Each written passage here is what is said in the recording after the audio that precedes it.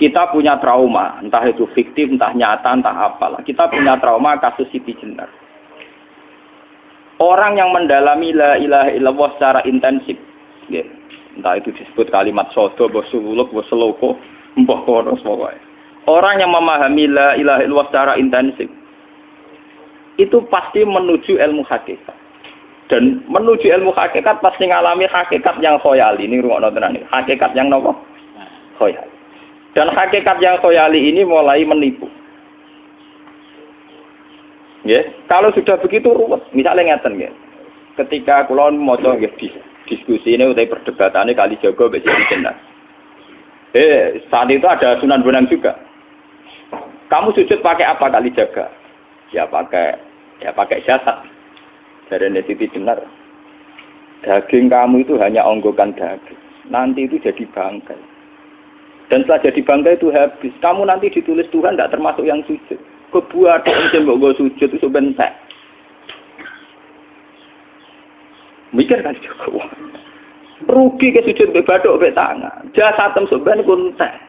Ora ana sing crita kowe nak sujud mergo jasad itu mau sampeyan dadi bang.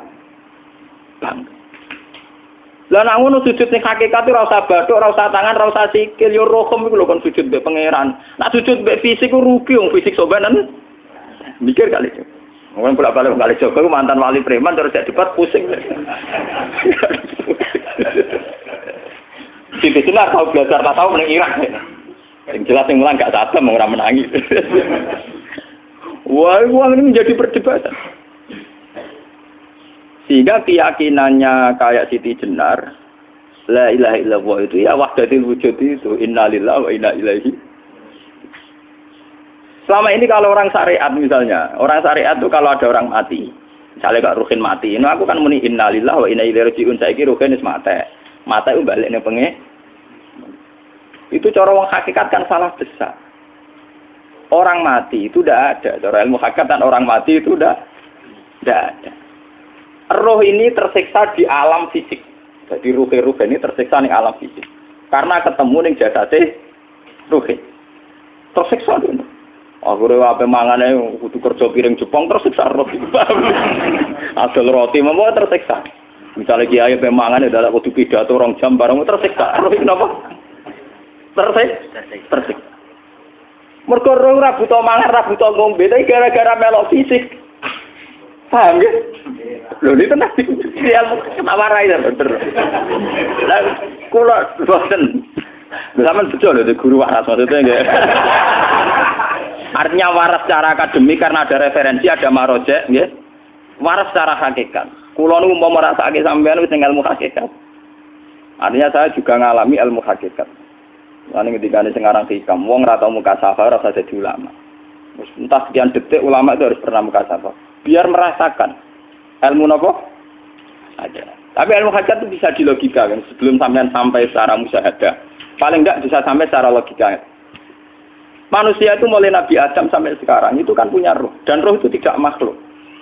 Ya, roh itu tidak makhluk. Ketika roh itu diletakkan di jasad, dia itu tersiksa. Karena ketika dia ke jasad fisik, itu namanya mengalami keterpisahan dengan yang abadi. Dia ini ning jasad fisik, tersiksa. Karena dia harus di alam yang kasat mata, alam mulki.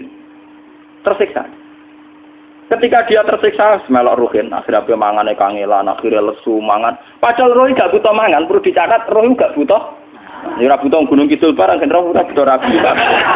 Paham kan? Ya ora butuh cinta, ora butuh pegatan, ora butuh macam-macam. Paham? Tapi karena dia nempel jasad sing butuh mangan, butuh rabi, butuh wedoan macam-macam. Akhirnya roh tersiksa. Suatu saat kalau roh ini dalam bahasa manusia mati, ini dalam bahasa manusia mati. Ini hakikatnya roh itu tidak mati, dia kembali ke habitatnya. Ini disebut innalillah. Kita ini dari awal ya dengan Allah. Wa inna ilaihi juga kemudian nanti kita pasti kembali ke Allah. Dan itu diyakini betul oleh orang wahdatul wujud. Jadi kalau roh mati itu ya tidak ada mati. Roh sekarang itu kembali karena sudah lama mengalami keterpisahan mergo melok fisik-fisik dan ono kerja dasinan, ono nggo proposal lan ruwet to roh ku melok. Paham itu? Kita di roh ku napa melok roh. Lah roh ya tersiksa ngatur ra butuh mangan, ya ora butuh proposal bocah ngalor. Itu tersiksa. Makanya dalam cerita-cerita Jalaluddin Rumi yang otentik di kitab-kitab begitu. Ketika beliau mau meninggal, muridnya itu nangis. Dari Jalaluddin Rumi, kamu jangan nangisi saya ini mau pesta, saya ini mau pesta perkawinan. Kamu tidak merasakan penyesalan saya. Saya ini lama menyesal karena harus hidup bersama kamu. Terus saya ini tersiksa karena ngalami alam yang rusak, yang fana. Alam yang fana. Harusnya roh saya itu di alam abadi, bukan di sini. Maka jangan tangisi kematian saya. Kematian saya adalah kembalinya roh ke habitatnya. Semenjak itu kematian dianggap malam perkawinan. Karena roh kembali. Walhasil ngene iku cara ilmu tasawuf bahasa Arab jenenge wahdatul wujud, kena Jawa Yogya Solo keadaan iku jenenge manunggaling kawula. Mergo sing rawan ngono rugen to, Pak. Nek tak terangno detail. Dadi bathuk mesti iki buku sujud kan niku sampeyan ilang. Dadi seksine terlalu ngawur cara teorine sinten Siti? Rugi kowe. Bukan jadi ya kentur. Kali siapa mantan preman jak debat terus ora ngono mbok terus tak pateni kowe. Lah debat iki biar ra iso. Premane kumat. Ya ta preman jak debat ilmi. Ngono ku model. Kali Joko yo ora salah, dhisik Sayyidina Umar nggih ngoten. Umar sahabat top, lha sik debat atau milih tak patenane ya Rasulullah. Gak iso dene cek ilmiah. Mantar preman pasar rukat terus dadi sahabat top. Debat yang milih mate. Ada wonten cerita wong Yahudi njaluk keputusan Nabi. Bareng wis diputusno Nabi cek mamang. Ndak tenang keputusane ngono dalam sengketa duniawi. Bariku takok ya Ali. Ya Ali, aku mau sowan ning Nabi Muhammad. Dikai keputusan tapi mamang cara kowe pilih. Sampai Ali dikai keputusan persis Kanjeng Nabi. Cek mamang neh takok Umar. Takok Umar aku mau sing Muhammad, ning Ali dikai keputusan kok mamang, Mar. Cara kowe piye? Urusan dunya. Enteni iki. Entah dia melepuh buat apa? Uang diputus Nabi ora marah. Buat mati. Awe. Mereka mantan apa? Cara mantan intelektual atau intelektual kan ya wajar nggak uji kok percaya Nabi. Ya. Kan bareng cara Ali ya sederhana. Gak percaya wis kandhani. Ora mesti cara Ali tenan. Lah ora apa patene. Ya wajar wong Yahudi kok percaya Nabi, nek percaya ora situ Yahudi Muslim. Lah Ali situ Gus Dur. Lah Gus Dur ra beda piye tenang. Ali nyen ngoten watake ngoten. Nasibe padha. Ali itu ilmuwan yang jadi presiden gak sukses. Sing niru Gus Dur. Mergo ning dinggo nek wong pinter mimpin ra sukses. Wong pinter gampang maklumi. Lah misalnya kita jadi kiai wong pinter, Pak Yai santri ini pacaran, maksud itu jangan anak cerita besok ber. Wah ruwet, terus malah dalil zinalina subuh syahwat minan. Piye pondok tanpa pelaturan paham ya, ruwet dah. Mulane aja geman, iki kiai pinter teman-teman aja geman. Sing biasa wae ana syariate sithik-sithik. Sing kamane ana santri pacaran tersinggung, ana santri nakal tersinggung, sing ana rasane lha donya ana napa? Nah, meguru kula nu urusan ilmu semi hakikat. Mon gitu. Sehingga kayak Siti Jenar, cara pandang Siti Jenar itu masuk betul ning gone pemikiran para santrinya. Kados Ki Ageng Pengging, siapa masuk betul karena masuk akal. Cara mereka napa? Betapa ndak ada artinya fisik ini. Nah, kalau semua fisik ini ndak ada artinya, kemudian yang ada artinya itu roh, perjalanan apa? Perjalanan roh, sehingga diartikan inna lillah wa inna ilaihi raji'un. Inna sholati wa nusuki wa mahyaya wa mamati lillah. Lah kemudian sekarang sampean tak tanya misalnya ini latihan ilmu hakikat. Wa mahyaya lan penguripan ingsun. Kalau ingsun itu artinya fisik atau jasad, itu keliru besar karena jasad tidak pernah hidup. Yang hidup itu roh. Paham ya? Sekarang artinya wama mati itu apa? Kematian ingsun. Kalau roh itu tidak pernah mati, berarti kematian roh adalah keterpisahan dengan yang agung atau yang abadi. Dan semuanya itu lillahi rabbil alamin. Sehingga mereka mengatakan kematian itu satu pesta. Mulane kados Bilal ditakoki, ya Bilal, ketika murid-muridnya nangis bergape mati, Bilal ge seneng ae. Godan nalqal ahibbah Muhammad dan wa hisbah. Kalau nak mati malah senang tuh ketemu kekasihku. Sebab itu kematian tidak pernah jadi problem bagi mereka sing soleh, sing menembus ilmu hakikat. Paham? Tapi ilmu hakikat kayak ini itu yang diyakini Siti Jenar, diyakini Jalaluddin Rumi, diyakini para wali-wali wahdatul wujud. Dulu Syekh Husain sinten Al-Halal. Itu kemudian melahirkan prahara syariat. Prahara apa? Syariat. Sebab itu Wali Songo, oke Siti Jenar benar dalam filosofinya, tapi harus dibunuh. Karena menjadi prahara syariat. Sama dengan yang dikatakan Nabi itu benar, tapi menjadi prahara syariat. Akhirnya disomasi oleh Umar radhiyallahu anhu. Jadi sebetulnya sama, pola-pola ceritanya sama. Intinya sebuah ilmu hakikat harus dikawal napa? Syariat. Nggih kula bolak-balik, contoh paling gampang wit pisang. Wong nak mangan gedang kulitnya tetap dibuang. Tapi umpama gedang dari awal ora usah kulit, ra sido dadi gedang. Paham nggih? Meskipun kon ape dipangan ya dibuang. Tapi kita tidak bisa membayangkan pisang dari awal tanpa napa? Mbah kekeringan, mbah bosok, mbah ra sido dadi napa? Pisang. Terus pentingnya syariat lagi begini, gitu. Malah penting ngaji wali-wali syariat yang pinter kados Sunan Kudus, kados Sunan Bonang. Andai kan tidak ada syariat itu dunia pun mesti rusak. Contoh paling gampang masalah pornografi, porno aksi. Jadi jenar aja omongi ngono ibu ngakak-ngakak deh. Dari pangeran wis pirsa, kowe nek klambi pangeran ora tentu ora ya ora usah klambenan. Wong ora ana gunane. Kalau yang paling penting itu nazarullah, kenapa kowe klambenan barang? Wong kowe klambenan ora pangeran tetep pirsa. Nyatane si jenar nak mulang nggih coba klambenan lah intine napa? Dinya ada nabi Sunan Bonang. Nah, aku percaya kabeh nazarullah ora usah napa? Klambenan. Tetapi teori ora usah klambenan iki dienggo tenan. Mulane nek pas do wiridan aliran sesat ciri utama. Kira klambenan tenan. Lah ruwet to. Lho iki tenan iki cerita. Iki pentingnya ngaji nggih. Ben sampean ngerti variasi riwayat kemudian kita orang syariat harus kayak apa, kemudian kenapa menjadi aliran wahdatil wujud. Lah terus kita-kita ini kan orang syariat. Memang kelemahan orang syariat itu akeh kok sampean-sampean siji mesti ra kramat. Modele ora di dhuwit ya bingung, ruwet. Urip wong syariat lho napa? Dineng bojo wedi, dineng tangga wedi, pengaruhe menurun. Pancen orang syariat itu banyak kriminal tauhidnya itu memang jelas. Malah kiai-kiai peken nak ketemu kiai-kiai sing setengah jadah wedi mergo iso nebak atine. Ndekne meriang langsung. Sing kiai ora tau salat keramat padahal ngambungan wong. Sing dina salat pas waktu kok ora tau keramat. Wong ape buah utang tanggane keramat apane? Sing kono ngawur-ngawur sowan pirang. Meriang oleh wong syariat ngadepi wong hakikat napa? Mulane jogeman gitu dadi wong syariat sing ngene iku bahaya. Nah kula mboten ngarah.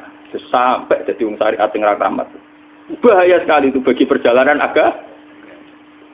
Kalau sering ketemu kiai-kiai yang terkenal keramat di Juwaduk tiang-tiang hakikat. Ditantang kanca-kanca kula wani, nah tantang aku tetep rawani kok. Mikir deh. Karena orang yang sama-sama ke jalur hakikat tetap punya alamat, tetap wonten sima hum fi wujuhi min asaris sujud. Cara pandangnya mesti sama. Kalau nanti ketemu murid, ya artinya yang ikut aliran Siti Jenar, dia ada sholat, ada apa, hidup di satu tempat gitu. Padahal dia bisa baca ihya. Dulu pernah mondok di Mekah, pernah di Irak. Itu ya meresahkan para kiai. Kemudian sebagian mereka minta saya suruh ketemu. Ya walhasil kalau ketemu pertama ya. Jenengan Gus Ba. Tapi zaman roh jenengku teu pernah tak arani muka sapa. Nggih biasa mawon. Kula ora usah kenal jenengan nggih kenal. Dadi kula nggih biasa mawon. Lalu pernah ngajar-ajaran Lah Gus ning donya tak enteni mau turu-turu ngenteni mati ngono Gus kok repot. Ijaban kula terus enak. Sampeyan jare wong hakikat wong ngenteni mati barang. Ya mati wis saiki iku. Ora usah ngenteni saiki padha-padha wis napa? Wis mati. Ya saiki wis padha-padha wis urip. Wis padha kabeh. Nah cara ilmu hakikat itu kan terus sama semua. Napa? Sama semua. Tadi makanya itu tadi. Kalau baleni malaikat, logika hakikat itu begitu ya. Roh itu ditiupkan oleh Tuhan ke kita. Kemudian roh karena ikut alam fisik, alam jasad, roh ngalami yang kita alami. Nggih. Ketika roh ngalami yang kita alami, dia tersiksa. Nah, ketika roh sudah terpisah dari jasad yang mengekang, yang memenjara ini, dia senang terus kembali ke Tuhan. Ini disebut innalillahi wa inna ilaihi. Lah jasad ini kemudian menurut ilmu hakikat enggak ada gunanya sama sekali total. Hilang di telan tanah. Lah kalau begitu jasad iki nak mbok agul-agulan. Gusti bathuk kula tak nggo sujud tangan kula ndi buktine tangan wis ora ono. Bathuk wis ora. Mulai dari Siti Jenar, hanya wali bodoh kayak kalian yang punya ajaran bodoh begitu. Malah rasupan terus. Mulane Sunan Kalijaga semangat kon mateni mergo tambah omongane glodro dindi. Tapi yang enggak disadari Siti Jenar yaitu tadi.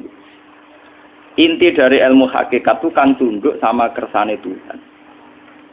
Kalau sudah tunduk pada kersane Tuhan, kalau kersane Tuhan roh kita harus di jasad. Dan wujud jasad kita ini juga karena kehendak Tuhan. Kenapa yang wujudnya jasad yang karena kehendak Tuhan engkau ingkari? Sementara wujudnya roh tidak kamu ingkari. Toh wujudnya jasad ya bi iradatillah wa bi masyiatillah. Wujudnya roh ya bi wujudit bi masyiatillah wa ira. Harusnya fungsi jasad juga harus kamu akui toh Siti Jenar. Wong sekarang kita punya jasad ya bukan karena kita, karena kehendak Allah. Kenapa kamu ingkari? Berarti kamu mengingkari kehendak meneng Siti Jenar.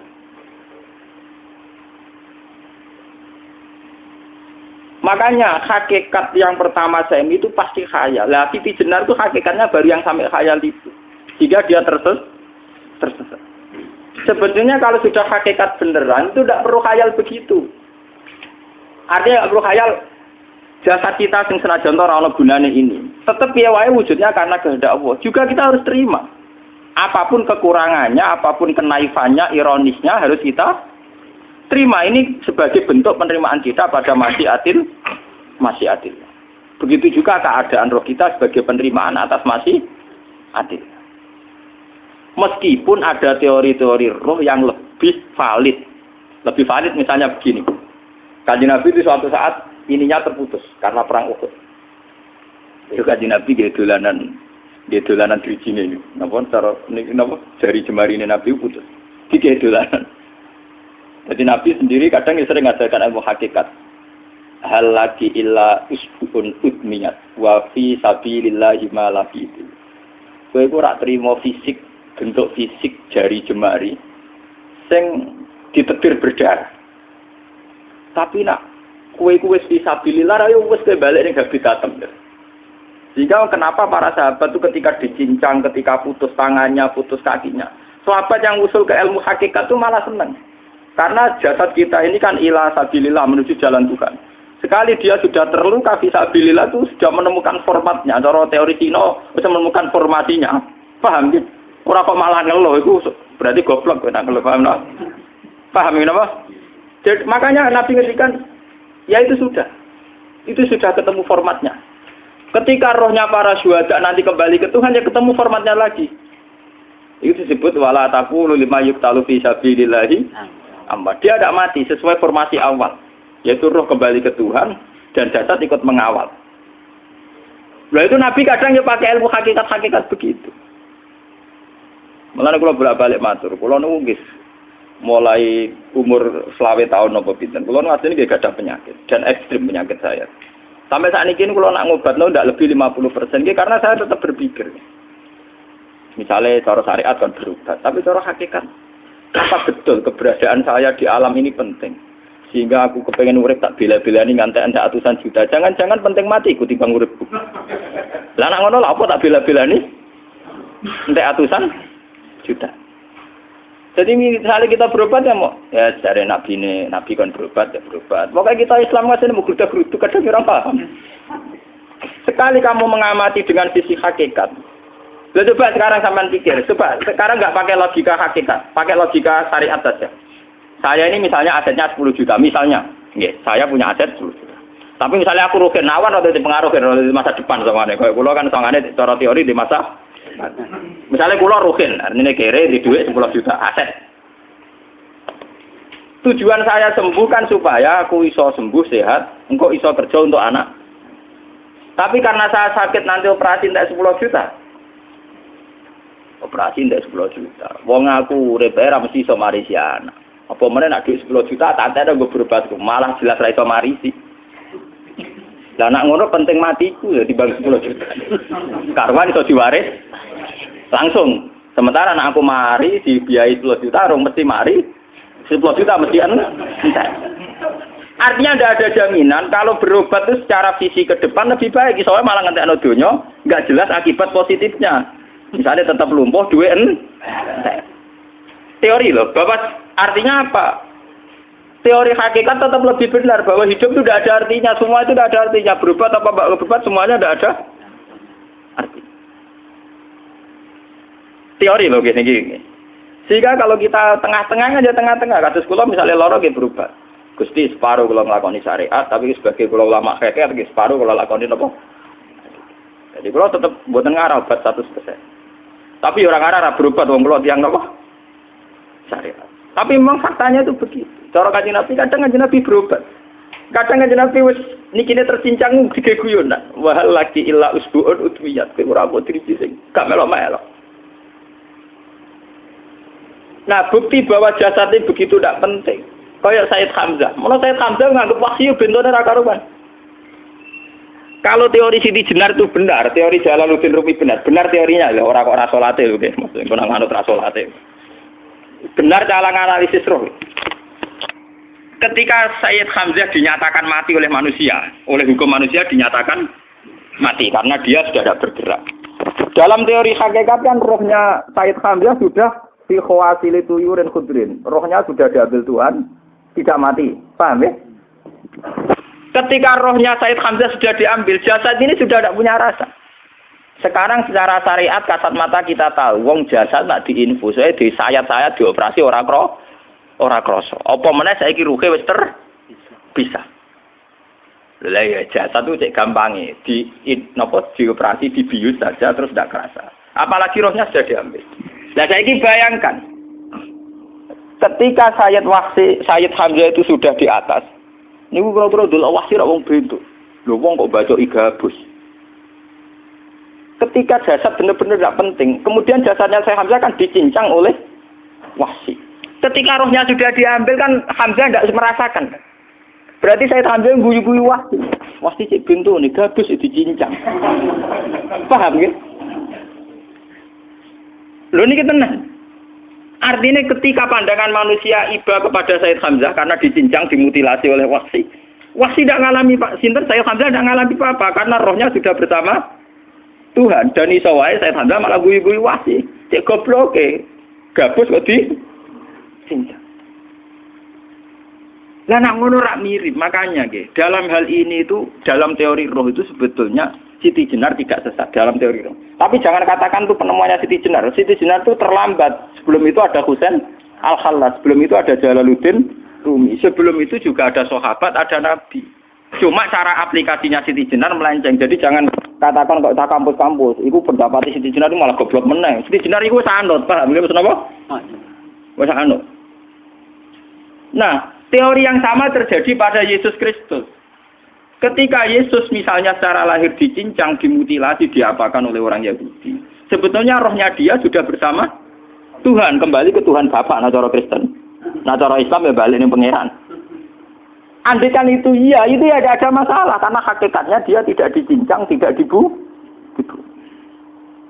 Andaikan iya lah, tentu menurut Islam yang dibunuh Yudas atau siapa itu yang masuk piala.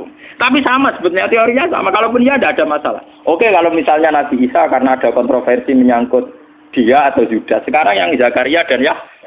Zakaria itu dicincang betul oleh orang Yahudi, matinya dimutilasi. Tapi dia tidak apa-apa. Karena ketika beliau dicincang, rohnya sudah diambil. Ini rumah tenan kan, ben kira untuk kendel mati paham kan ya. Dadi maksudnya niku kula ajari nak mati itu tidak problem nggih. Niki kalau urip wedi lho. Dan ini bersamaan paham nggih. Kaitan la ilaha illallah ini nanti semuanya sama kaitan sama apa? La ilaha illallah. Ini nanti ujungnya sama dengan la ilaha illallah. Begitu juga seterusnya. Misalnya Yahya kalian sinten? Zakaria. Ketika Tuhan ditanya, jadi tenggene alam malakut pangeran ditakok, ya Allah, Yahya dan Zakaria itu kan hamba pilihan engkau. Ketika dicincang kok jenengan biarkan. Endi Yahya Zakaria dicincang? Aku iku ora goblok dari pangeran. Sedurunge dekne dicincang jasate ruhe tak jupuk. Dadi dekne ora krasa blas. Begitu juga ning tafsir-tafsir sampean lihat wa Maryama Sayyidah Maryam yang istrinya Fir'aun. Itu kan dia iman sama Nabi Musa. Asia, ya Asia imro'ati napa? Fir'aun. Asia imro'ati Fir'aun, ya. Itu kan dihukum oleh Fir'aun. Ketika mau ditumpahi napa? Batu besar. Iku Allah ketika di pangeran, ya malaikal mauti, cepat ambil rohnya sebelum dihunjami batu besar. Terus rohnya diambil. Sebab itu dalam hukum Tuhan, Tuhan itu tidak merasa bahwa Tuhan membiarkan Asia, membiarkan Hamzah, membiarkan Yahya, membiarkan Zakaria. Dalam hukum Tuhan, semua orang ini roh-roh terhormat. Akhirnya nak anggo teori iki sing nyincang malah goblok, wong gabus goblok cincang ngono. Dadi nak anggo teori iki malah berbalik, sing goblok sing nyincang. Paham? Yo ora kok sesuai sampean kiaskan saja. Wong dibius wae disayat-sayat gak krasa. Kaya apa nak ruhe bener-bener wis tercabut terpisah. Rasane ning ndi? Iku sing disebut wala taqulu limayuk talu fi sabilillah napa? Lah kemudian roh ini kemana? Nah, roh itu sudah menyatu dengan kalimat tauhid. Mesti roh itu bersaksi la ilaha illallah. Itu sing disebut ning alam roh ketika Allah tanya alastu bi rabbikum mesti qalu bala. Mesti mereka jawabnya apa? Bala. Karena alam roh tentu lebih mudah bersaksi akan keberhadiran dan keeksistensi Tuhan Allah Subhanahu wa taala. Paham ya niki sampean penting. Nah, ketika kalimat tauhid sudah menyatu kayak begini, itu mesti kalimat tauhid sing mesti langsung untuk swarga. Itu dimaksud Nabi mustaiqinan biha qalbu mukhlishon biha qalbu. Ati itu qalbu kan nggak bisa kamu artikan jantung atau liver kayak teori modern sekarang. Misalnya qalbun itu apa? Jadi kiai qalbun itu jantung. Nak ngono beda mek liver. Lah nak liver apa kabidun niku akal-akalan aja padha ora paham. Bahasa kolbun, fikrun, aklun itu sesuatu yang misteri. Roh ini kemudian dengan kalimat tauhid sudah menyatu disebut mukhlishon biha kolbu. Ada tingkat kemurnian hubungan roh dengan kalimat tauhid. Lah kalau begitu pasti dakhalal jannah. Karena tidak mungkin kalimat tauhid kok di neraka. Lah ini ngomong masalah-masalah hakikat. Wong sing gak tahu petualangan hakikat, momene sing sering bingung bakas duit, bayar kredit, utang jatuh tempo, ora usah melok mikir, utek wis entek go mikir duit.